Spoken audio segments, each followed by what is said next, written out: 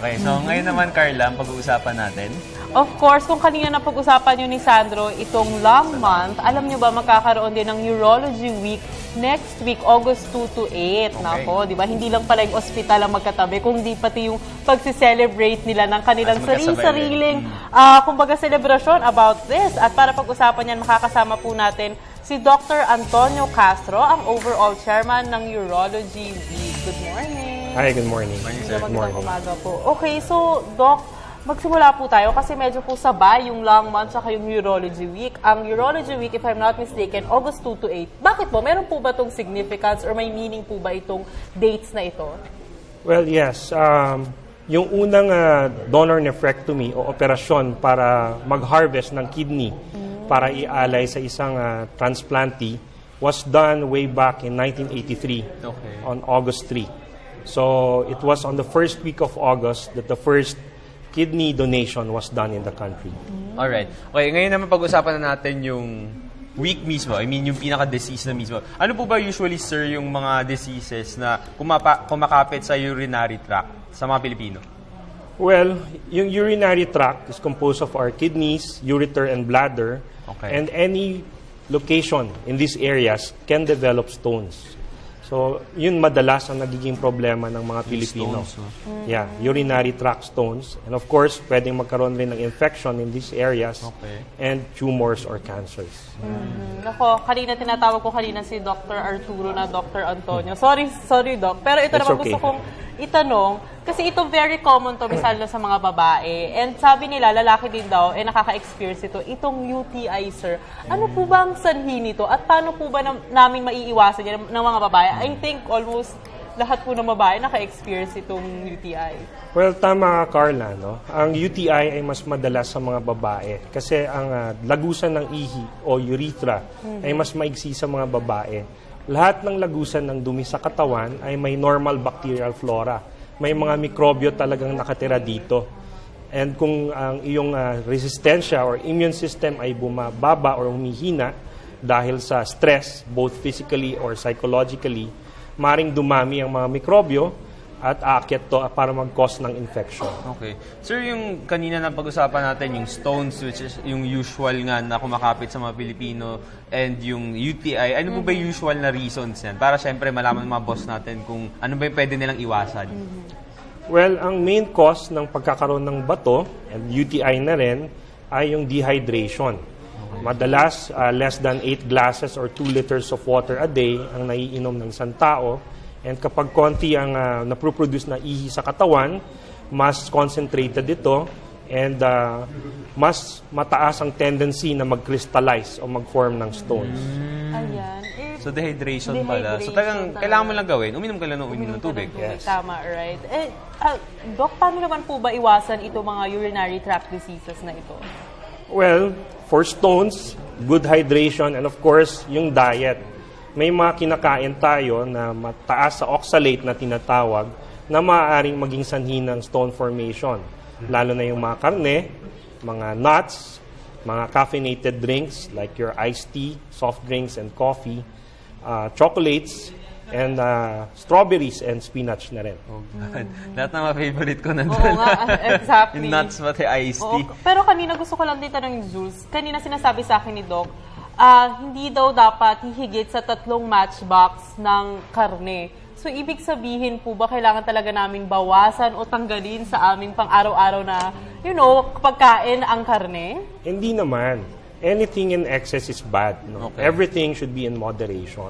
Pwede naman natin gawing araw-araw kumain tayo ng karne, wag lang sobra. Okay. Ayun, sir. Doon sa mga nabanggit nating ilang mga sakit regarding sa urinary tract, gano'n na po ba kataas yung incidence siguro dito sa Pilipinas? Pang-ilan po ba siya na usual na mga sakit sa mga Pilipino? Well, in terms of percentages, medyo common ang urinary tract problem sa mga Filipinos. 7 out of every 10 Filipinos would experience within a year problems within the urinary tract. And mas dadalas pa ito as a person grows older. Sa mga lalaki, once we age 40 years old, magsisimula na yung mga prostate problems. And of course, once you're very old, like you're in your 60s and 70s, mas mahina ng immune system, and things like infections and carcinomas become more common. Okay.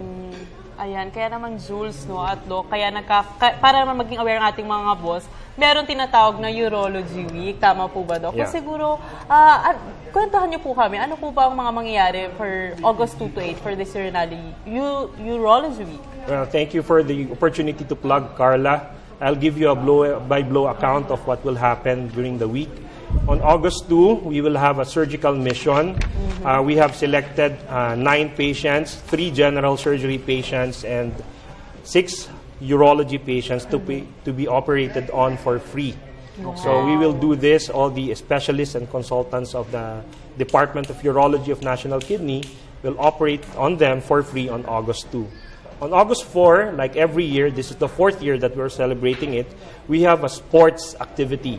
Last year, we had a run for your kidneys. This year, we have a 3-on-3 street basketball challenge. Wow. We have invited all the other hospitals to send in 3 doctors to compose a team from their institution, and they will fight 3-on-3 for a cause naman. Ito ay 3 para sa bato. The registration would go to our indigent patients charity or kitty fund. Okay. And then on August 4, it will be the opening of the exhibit. There will be a week-long exhibit featuring the Center for Urology and Men's Health. So the National Kidney and Transplant Institute has built a new building for the specialist of urologists, wherein all the new equipment at par with the best in the world are available. Wow. So you can have world-class treatment at accessible prices at the National Kidney and Transplant Institute's Center for Urology and Men's Health. On August 5 will be our scientific program. We have invited 2 professors, Professor Masato Fujisawa, the hospital director of Kobe University Hospital and head of their urology center, to come and tell us about the technique of laparoscopic partial nephrectomy. Along with him would be Professor Toshiro Shirakawa, and urologists from all over the Philippines will attend this event and learn from him this technique and hopefully bring it back to Davao, Cebu, Zamboanga, all parts of the country. And then the following day would be an actual surgical demonstration. We have 2 cases, talagang actual patients that we'll operate on for the urologist to see how it is done. Okay. And then on August 7, for the benefit of the lay people, no, for the common tao, you can go to National Kidney and Transplant Institute, and on the 2nd floor at the Filoteo Alano Auditorium, we have a lay forum. All our experts, along with experts from the University of the Philippines, will talk about common urologic diseases like BPH or hirap ng pag-ihi sa mga lalaking 40 years old and above, sexual dysfunctions, no, yung erectile dysfunction, yung mga nahihirapan na to initiate it, and then premature ejaculation, yung too fast, na natatapos agad, and of course, kidney stones and urologic cancers. All of these will be discussed at a layman's level. So mas maintindihan nyo. Huwag kayong mag-alala, yung mga scientific terms, medyo babawasan namin para mas maintindihan yung diskusyon. And lastly, on Friday, August 8, would be our fellowship night. There would be a big bingo bonanza, also a charity event for the kidney charity patients. Okay. And it will be also a venue to showcase the talents of urologists from all over the country. It's called the Talentadong Euro. It's a talent search contest that would rival yung mga Pinoy Got Challenge na TV shows. Okay. Ayan. Ayan, so talagang siksik na siksik itong week na to, totoo. next week. At Puro saka parang activities. pwede sa mga lalaki yung August 7 at for all naman yung August 8 sa Bingo Bonanza. So maganda diba? yung forum for the lay people. Kasi syempre, Yes. di ba, yung mga jargons minsan parang hinder na ang hirap intindihin. Interested Di sa ba? August 7. Ayan, so sana yung mga boss natin puntahan ito, supportan itong linggo na to para syempre lumawak yung kaisipan natin hinggil nga dito sa mga sakit na to.